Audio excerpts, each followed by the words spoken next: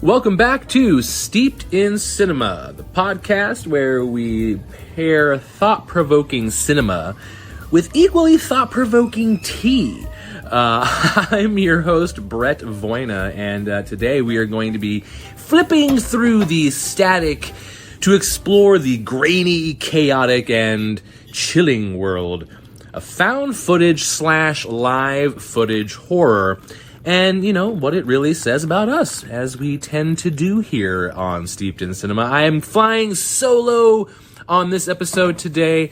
Meggers wanted to be a part of the podcast, but she just got insanely busy this week and just didn't have time to sit down to record with us. But she will be back, folks. Don't worry. As well as maybe some other guests. We'll see. I don't know. But today we're going to be diving into three specific, very different but connected pieces of found footage, live footage type of horror. We're going to be talking about the 1990 Tales from the Crypt episode, Television Terror. We're also going to be discussing a VHS-style indie film that's actually becoming quite popular as like a little cult sensation, the WNUF Halloween Special. And we're also going to be looking at the Shudder original Internet Age Screamfest, Deadstream. Quick shout out to my good friend Rob Tollison, who has recommended this topic and also recommended the Television Terror and Deadstream film. Extra shout out there, Rob, because he knows that I don't particularly get into live footage that much. However, he hit the nail on the head with these recommendations. I did enjoy everything here. Of course, a Halloween Special WNUF was something that I was gifted a while back and instantly fell in love with the film, but we'll get into all that as we discuss.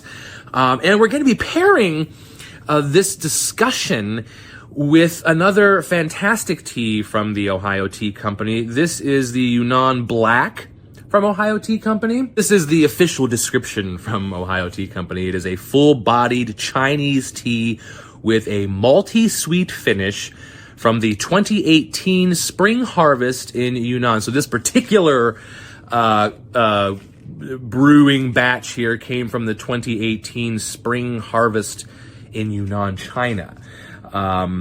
So we're going to take a little sippy sip here and see what we got going on. Okay. Yeah, it's a very nice, smooth black tea. A little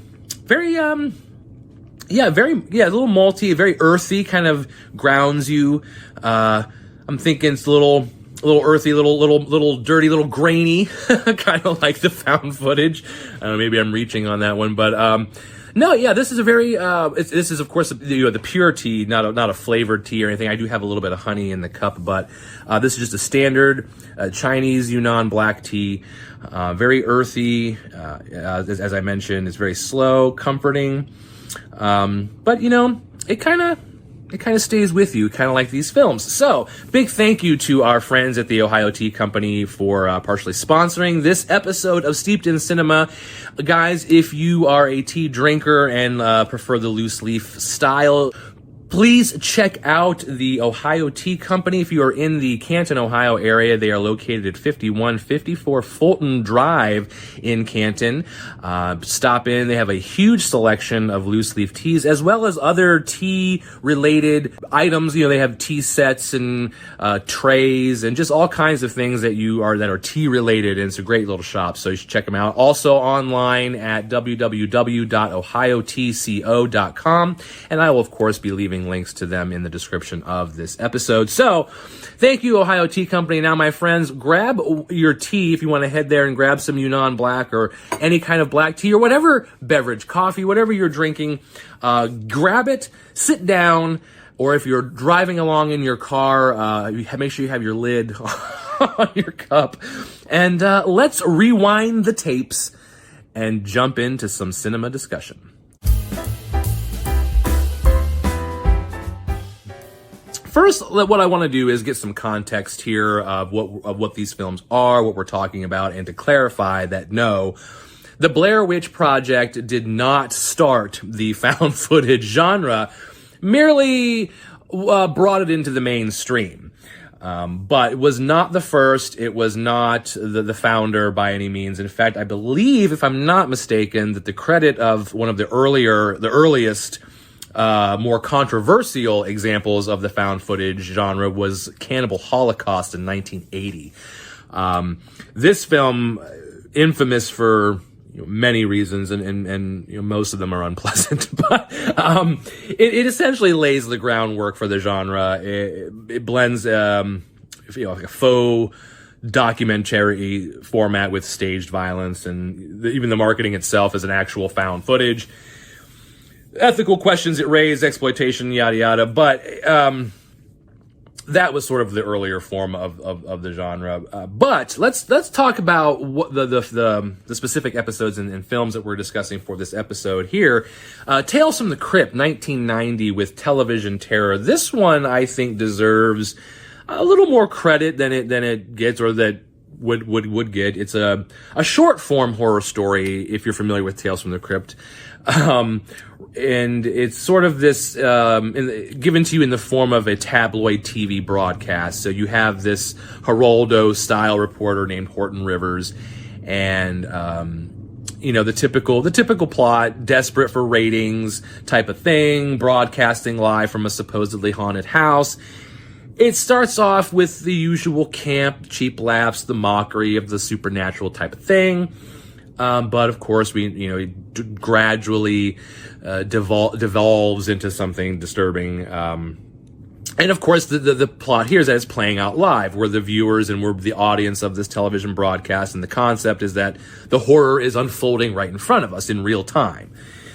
Smart. It's an early twist on the idea that horror can exist not just within a narrative, but, just in the act of watching it itself. I think it's a very strange thing with humans.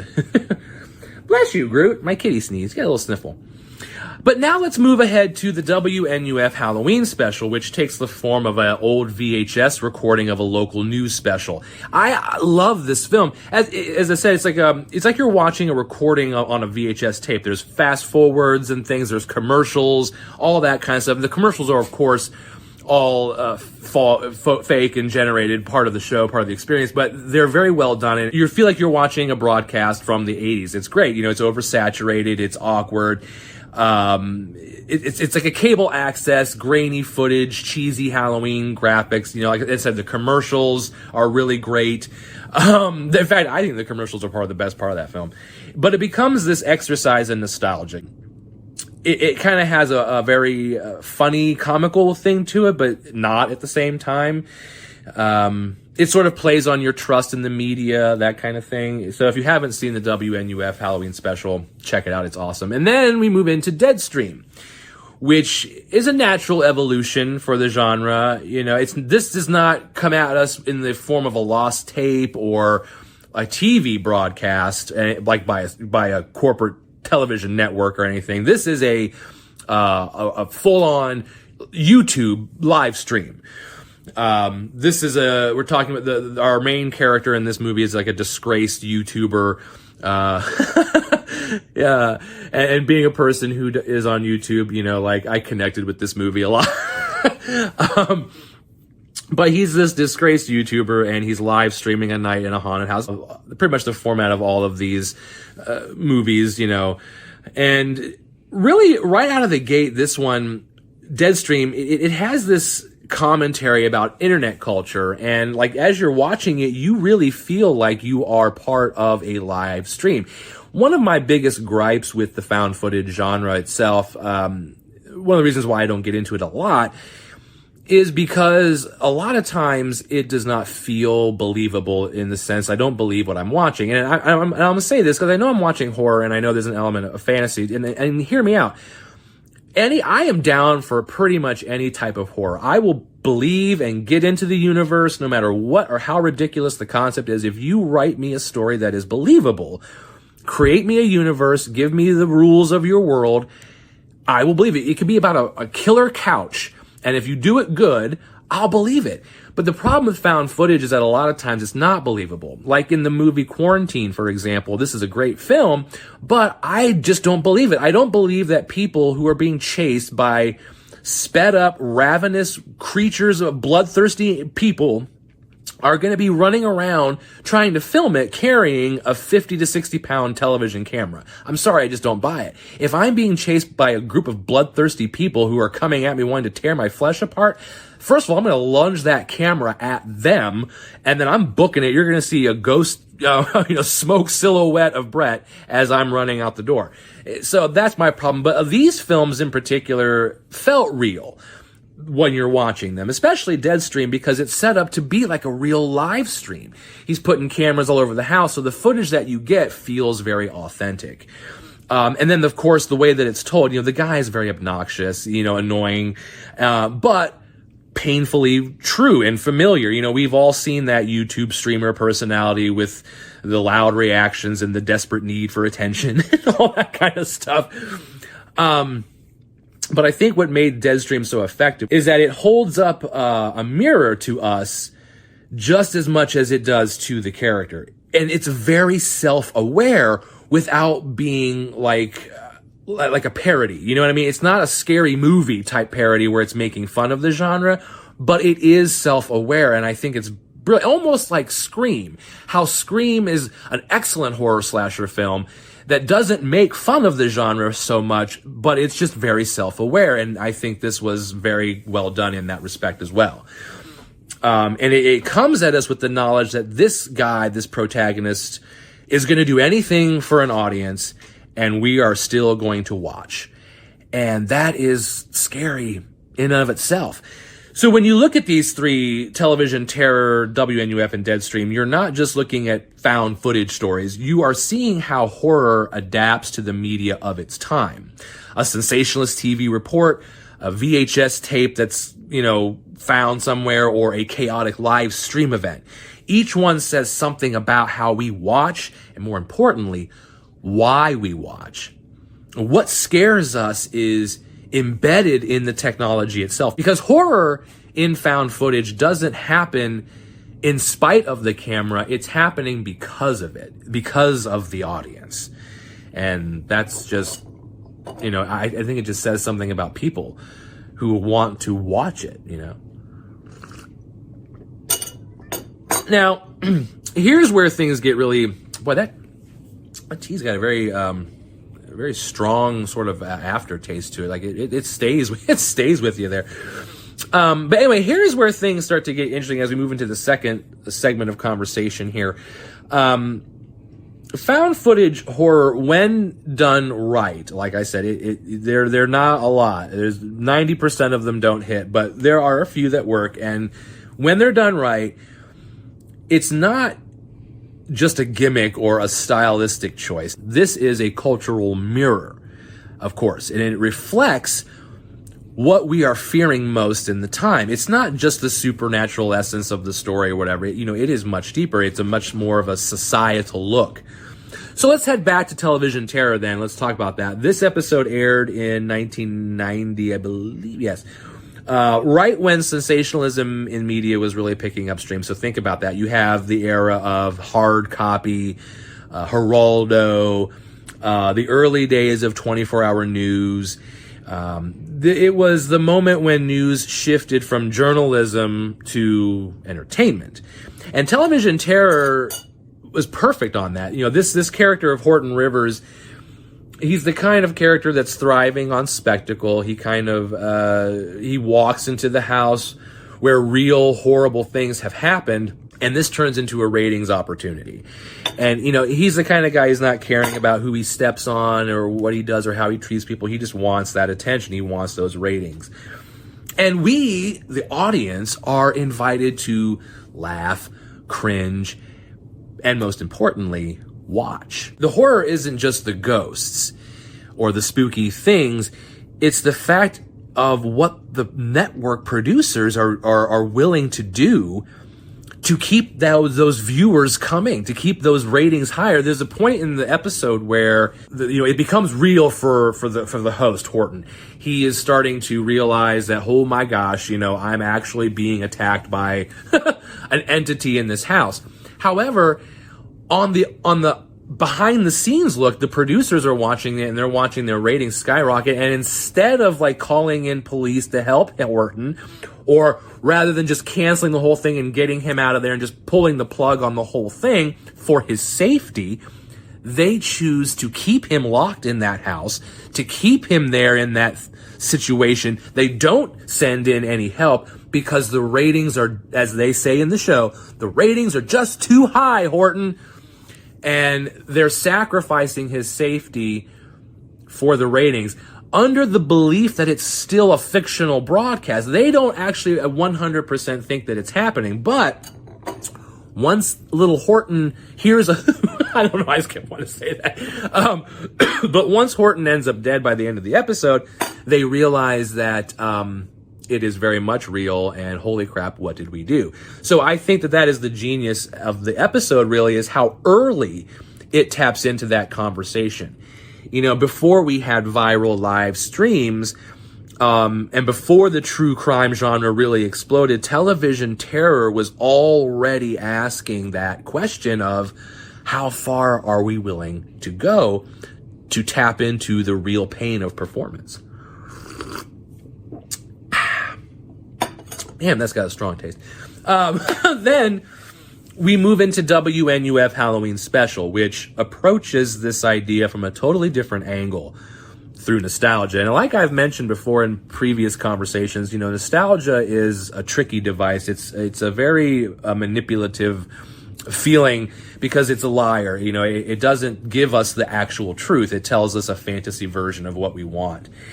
And I think that WNUF taps into that very well. It's very sly. You start by watching what you feel is this very, you know, comically little, silly little news broadcast. It's a fuzzy VHS texture. It has a Halloween-themed commercials. You got these cheesy news anchors. And it's, you know, it feels like comfort food for anyone who lived through that time. But then as the movie goes on, it starts to become weirder, and you just kind of find yourself glued to it in a very strange, uncomfortable way.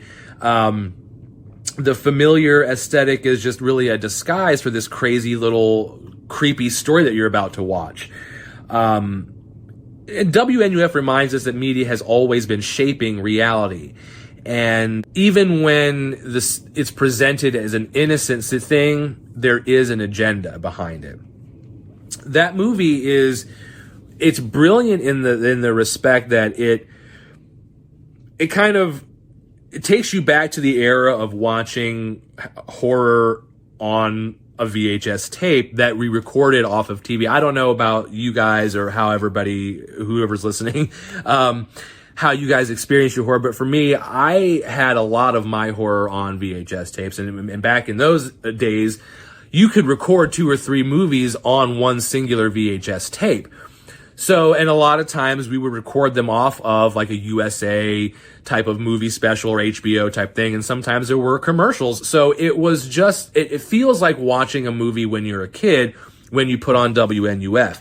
But at the same time, it's tapping into that, you know, voyeuristic nature of horror, of like we're watching this horrific thing happen on screen. And the funny thing about the difference between WNUF and television terror is that in WNUF, they have really gone out of their way to stage this event. In television terror, you know, he just kind of goes in and things just kind of start happening. But in this particular film, they're like staging the event to try to make it an entertainment. And then things really end up going wrong. So I think that really says a lot too about us as, you know, the entertainment industry, as both the producers of shows and the viewers, is that now we've got a team of producers who are going so far as to stage a haunting just to get views. And then are people really buying into this? And are they only watching because they think that something really horrific is going to happen? And I think that says a lot about society. Like, you're only watching it because the anticipation of something really horrific happening. I remember, you know, you watch Ghost Hunters and we turn it off because, oh, nothing really is really happening. Man, that says something about you, you know? Like, you're turning off the show because nothing horrific is happening? What the crap is that? But, you know, that's just part of the conversation, I guess. Now comes Deadstream.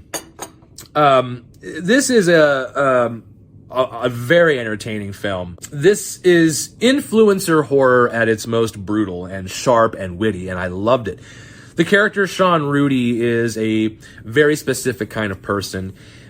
He's very performative, obnoxious, desperate for the clicks, the likes, the views. We all know this. We all know this guy. We've seen this YouTuber. We know this YouTuber. Maybe I'm that YouTuber. I don't know. I'm not that desperate though. I'm not going to spend the night in a haunted house. And we watch him because it's entertaining. His show in the movie is based on him putting himself into the things that scare him the most. And he goes to some really insane measures just to get people to watch him. And man, that's a gut punch. It's saying, hello, complicated much. Like, what is wrong with society? But maybe that's also the genius of that found footage error. It really is that it implicates us. There's no cinematic distance. There's no musical score. Although in Deadstream, I do love how he made a playlist and recorded it on a tape. And so whenever he wanted to amplify the situation or the tense situation with music, he just plays the music. It was very well. I mean, guys, you got to watch Deadstream. It is very well done in terms of found footage. Every aspect of it was accounted for. Even when you're watching it and you start to go, yeah, but what about this? Moments later, the answer is revealed to you. So and I also want to say about Deadstream too. If you decide to watch it, it's a Shudder original. It's also free right now on YouTube. Make sure that you pay attention if you can. And I had to actually watch the film twice to make sure I got all the story. Because as the live stream is happening, there are parts where they'll show the viewer comments. Guys, read those comments. It's almost like a mini subplot in and of itself, but they are great. There are some of them that are funny. Some of them add to the plot of the situation, but read all of the comments because that is a great part of the story as well. It really taps into that active participation. So not only are you watching the movie, but you are also you feel like you're part of the live stream because the comments are coming in and everything. I don't know. That movie really just sort of brought you in as an audience member, which was brilliant for a found footage. It's not just like the fear of the situation of the ghost or the demon or whatever, man. It's the act of watching, as I keep mentioning throughout this episode. It's in the replay button, It's the realization that we as the viewers are becoming part of this just by observing. And when people observe this, why aren't we doing something? We're just sitting here watching it, but instead of acting, instead of helping. And that's scary. Because we're engaged. We keep watching because we want to, and it's weird. And here's a thought that's very sticky. What does that say? That horror only works when we believe it might be real? That we lean in closer when something feels just a little too authentic? I mean, there's something deeply unsettling about that instinct. I mean, I don't know, guys. I mean, what are your thoughts on that? What do you feel about that? That you're only going to watch something if it's real, and if it's not, you're going to turn it off. Because that was something that was happening in the comments of that film, was that some of the viewers were saying, oh, this situation isn't real, so I'm turning it off. This is fake, and then they start putting him down because they think it's not real. And I'm like, guys, you want this person to be in a horrific situation for real? Man, what the heck is that? I don't know. And I've got to say, guys, the Yunnan Black is a perfect match for this conversation because it's not flashy, it's not flavored, it doesn't announce itself. It sort of seeps in with a little earthy, smoky, sort of grounded texture, kind of comforting you. But then it has a woo. And boy, the longer it brews, the stronger that bite gets too. It hits you right in the back. Very complex tea. I enjoy it at the same time, but I don't know if it's one that I would drink all the time. It just has a very earthy taste to it. I don't know. It tastes very much like I'm drinking a plant. And not to say that's bad, because I am very much enjoying it. It's just, it is a very strong tea. And, but I think it makes a very good comparison to the topic for the conversation today, because the found footage genre isn't something that I always migrate to. But the ones that I do find are very strong and gritty and grounded, very much like the tea. So I think that that's a perfect combination for today's discussion. All right, friends, we're going to take a break from all the chit-chat and play a little steeped in cinema trivia. And let's see how well that you guys do with your 5 questions of found footage terror. Now, guys, all of our questions today are going to revolve around the topics and movies that we've been discussing. Television terror from Tales from the Crypt, WNUF Halloween Special, and Deadstream, and found footage in general. So, here we go. 5 questions about found footage terror. Question number 1. Shudder original film Deadstream was directed by which husband and wife team? Question number 2. What year does the WNUF Halloween Special take place in?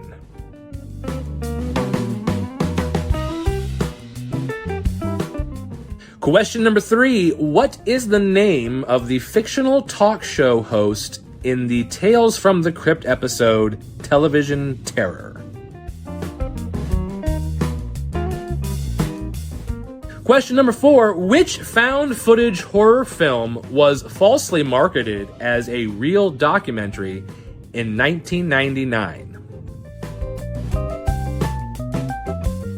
And finally, question number 5. In Deadstream, what is the name of the haunted house that Sean spends the night in? All right, ghoulies, let's head back to the beginning and go through some answers here. I hope you guys did okay. Question number 1, Deadstream, the Shudder original film, was directed by which husband and wife team? And the answer is Joseph and Vanessa Winter. They were the directors responsible for Deadstream, and hats off to them. Great job. Question number 2. What year does the WNUF Halloween Special take place in? And the answer is 1987. Again, if you guys haven't watched WNUF, I completely recommend it. It is a fantastic callback to the era in terms of having that VHS style of watching a film.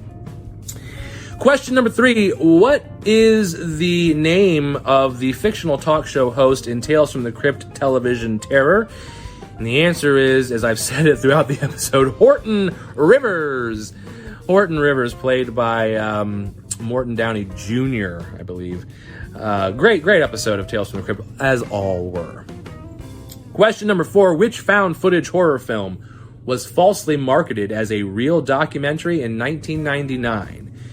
And the answer is, of course, The Blair Witch Project. And just as a little side note there, friends, Blair Witch Project, not one of my favorites. Question number 5, in Deadstream, what is the name of the haunted house that Sean spends the night in? And the answer is Death Manor. That's right. All right, guys. Well, I hope you did good on our little horror trivia for found footage terror. If you guys have any questions or any topics for trivia, please go ahead and submit those on our social media sites on Facebook or Instagram. Oh, that's a strong tea. Okay. All right, guys. Before we conclude, I, as always, want to bring up one more topic of discussion, and one that I don't think we hear anything about on this particular topic. One of the most revealing aspects of found footage horror is the idea of the camera as a confessional. And it's not just a storytelling device or, the visual gimmick, but it's a tool for characters to reveal things that they might not say otherwise. A digital priest, if you will. So think about it. Traditional horror there's usually an observer. The audience watches the characters.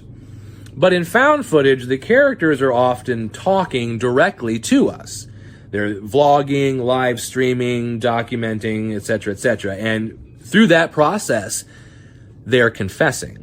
They're confessing their fears, their regrets, their insecurities, and maybe, if we're honest, that's why this subgenre hits a little harder than we expect, because we're not just watching their story, we are hearing their truths. Take Deadstream. Okay, we got Sean Rudy. Yes, he's obnoxious, and yes, he's a satire of an influencer culture. But underneath all of that ridiculousness, there's this desperation to be seen, to be forgiven. The whole live stream isn't just about regaining his popularity amongst his viewers. It's about a redemption arc disguised as a ghost hunt. He's saying, look at me, please understand me, forgive me. I'm not this person who you think that I am, or who you thought that I was from this event. I'm this, look, pay attention. And sure, he masks it in a sarcasm and bravado way, but you see it in the quieter moments when the joking stops and the fear starts to take over. He's begging. He keeps that camera on only because it's the only way he knows how to reach people. And in this particular film, I think it's just because, I don't want to be alone. So we're going to leave that camera on, because I remember saying to Megan, there's a moment in the film where he has his his wireless, his device, his tablet for watching, to interact with his viewers, and he's in the car, and then he breaks it accidentally. And there's a moment where I was just kind of like, holy crap, now you're really alone. Because before you could talk to somebody and maybe get some sort of help in the outside or get advice or something, but now there's no one to talk to. And it was kind of a scary moment. I don't know. It just made me feel creepy and under my skin. And I think that was a pretty awesome little tiny little, you either catch it or you don't. And I think it was a great direction in that particular moment. But then let's rewind then to, pun intended, to WNUF Halloween Special. This is a movie operates on a different level. The characters don't really talk to the camera in the same way. They are part of a news broadcast, which is different than a live stream, and they're acting like professionals. But once the haunting starts, though, and the glitches take over, the characters drop that on-air personality, and suddenly, that mask of control is gone, and now we're not watching performers doing their fake haunting. Now we're watching people who are freaking scared, confused, and trapped by a narrative that they're no longer in control of. And again, that's horror, is not just the supernatural stuff. It's the fact that this broadcast is still going and we are still watching it. And then television terror, which is kind of similar, but the episode is also a perfect example of the confessional turning against the confessor. Horton Rivers begins the segment fully in control. He's cocky, he's theatrical, feeding off the camera, making fun of people, putting people down. But the moment that he realizes the house is actually haunted, that moment of realization, you see that panic. The bluster drops. He's not talking to the viewers anymore. Now he's begging to his producers to get him out of there. He's trying to negotiate. He's trying to figure out the situation. He's not caring about the viewers anymore. The camera in that moment becomes a mirror, and what it reflects is fear. Raw, real fear. But still, the show doesn't stop. And that is what's chilling, that even as things are going wrong, the broadcast still is going. They leave him in that room. They're saying, no, Horton, we got to keep the broadcast rolling because the ratings are just too high. And man, as I keep mentioning, that really says something uncomfortable about us, about our obsession with documenting everything. Our tendency to film instead of to help, to post instead of to process. We've trained ourselves to think that everything needs to be recorded, even our worst moments, because, hey, maybe we'll get attention. Maybe someone will understand. Maybe somewhere someone is watching and they will finally see me. I'm telling you guys, found footage doesn't work because of jump scares. It works because it captures the stuff that we are not supposed to say out loud. The camera doesn't just record, it invites confession.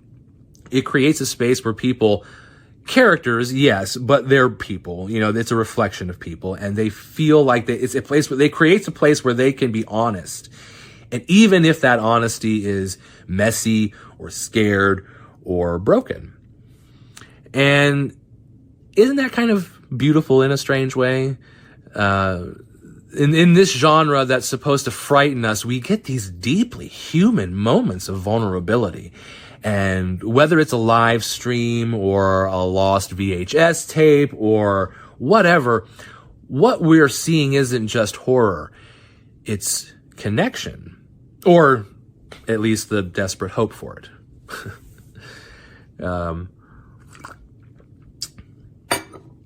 And yeah, I have to say that I think I'm good on this tea. That is some strong tea, both in flavor and in caffeine. I got the jitters. Woo! Ghoulies found footage horror is one of those rare genres that shifts and mutates with every era. It's intimate, it's raw, and it's always hitting nerves, whether it's from a broadcast or a old VHS tape or a chaos of a live stream. These films tap into something deeply human, our need to be seen, our fear of being alone, and our obsession with watching even when we know we shouldn't. Today we unpacked the eerie brilliance of television terror from Tales from the Crypt, the nostalgic unease of the WNUF Halloween Special, and the digital descent of Deadstream. 3 entries of found footage horror that show just how versatile and revealing the genre really is. They scare us, yeah, we also had some laughs, but they also tell the truth, whether we're ready to hear it or not. And speaking of truth, the Yunnan Black was the perfect match for this episode. Very bold, without being flashy. No flavors added here, just its true self, layered without being overwhelming. I wouldn't say it's overwhelming, but it is strong. It stays. It hangs on the tongue a little bit, very rich and earthy, and stays with you. Huge thanks to the Ohio Tea Company for supplying and keeping our cups full. Be sure to check them out at 5154 Fulton Drive or online at www.ohiotco.com. And if you're enjoying Steeped in Cinema, hit that subscribe button on your favorite podcast app. You can listen to us anywhere you stream podcasts. Leave a review, help new listeners find us, and let's keep the conversation going. Also, follow us on Instagram and Facebook. Just search for Steeped in Cinema. I will also put links to those accounts in the description of this episode. And join our ever-growing community of film lovers and tea drinkers.